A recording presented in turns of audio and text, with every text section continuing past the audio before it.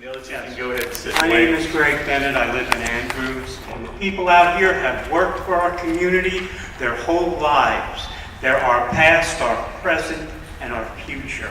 And I do not want to see our future endangered, and especially our children who have to walk to and from schools with these trucks coming by on roads that have potholes. So I am against the quarry. Good evening, my name is Jonathan Miller.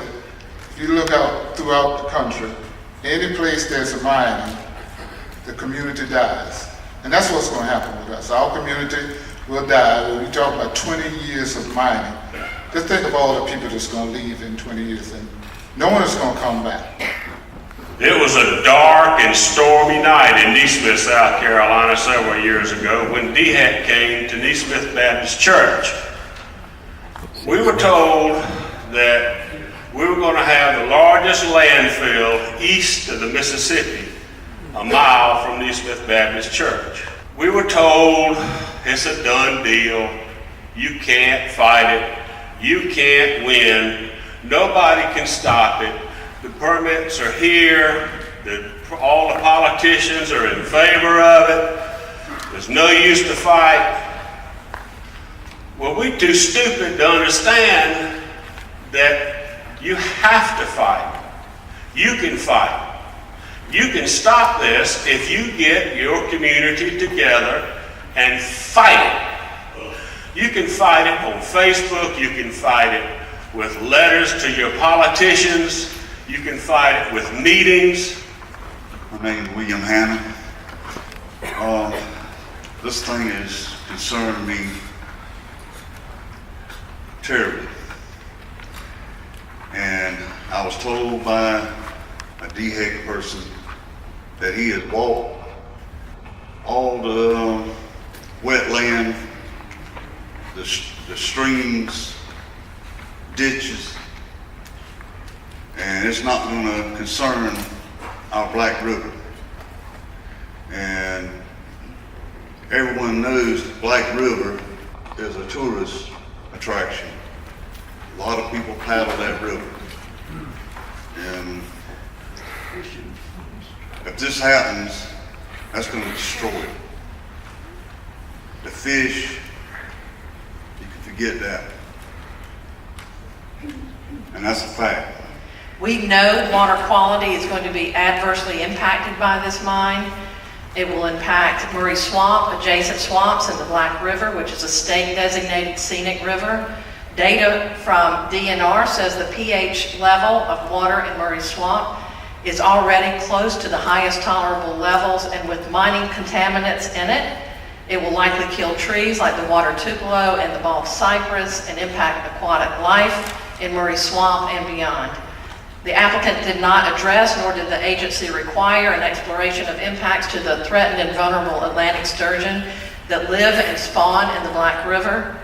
This is a failure on the agency's part, and one we would call the agency to address before moving forward. Yes, but I was handed something out in front. It says the quarry will have no adverse impacts to the environment. Of course it's going to have adverse impacts to the quarry. We know that. I mean, you should say, at least we're trying to minimize, don't lie about it. Mr. Wooten stood in my house in front of my husband, my aunt, and myself and said, this is not going to affect you any way whatsoever. But you're saying that they're proposed to dig like 65 feet deep. I've got a shallow well in my yard. It's only 50 feet. So what's going to happen then? I asked him about this. He made the statement to me, he said, if you live within a half mile, we will be responsible. And my comment then was, I don't live a half mile, so what happens? Well, you have to take it up with DHEC. So that led me to believe he's not going to be there to help us. He's there just to make money off of us and our community. Good evening, I'm Billy Grueton, and I've been speaking on this subject since we started the mine. The mine came about. I don't want this mine. My mama's sitting back there, she's 86 years old. We inherited the land we got. We don't want a mine next to it. I could have prospered more than anybody in here by selling my land, and Mr. Weaver sitting right over there. but I didn't, because we didn't want to mine next to our house. I'm emotional. You know, I spoke for everybody in here. But I've been lied to so many times, misrepresented, sod farms coming to Andrews, everything's come out of a lot of people's mouths has been lies. And I'll stand up in front of everybody in God and say it. I don't want to mine in Earls. I don't care what it takes to stop it. We will stop it. Thank you. Is what we have, we got to keep. We don't need to take and agree to this mine. There's nothing in it for us. There's no economic value. All it's going to do is tear up the roads worse than what we got. All you got to do is go down Steadfast, Tad, Seaboard, go down any of them. You see what's there now, it's going to be even worse. I'm Hart Wooten, one of the owners of RDA. Limestone mining is the highest and best use for the RDA property. RDA can only mine limestone where it is found in nature. RDA and its mining operating partner AMC has set and agreed to the environmental conditions on this draft mine permit, which are more stringent than any other applicable to a limestone mine operation, past or present in South Carolina. The mine operator, AMC, is a Carolinas company. They have a track record of highest ethics, especially with respect to neighbors and the environment. Our company has worked with Craig Kennedy, Kennedy's contractors, Rich Moses, from July 5 to August 7, 2017, to meet individually and collectively with 75 neighbors to introduce the project and determine the community's greatest concerns. Our goal was to provide access to information from RDA, RDA's consultants and partners, and AMC to answer the community's questions about the project, and we have tried to do that in an open and honest fashion.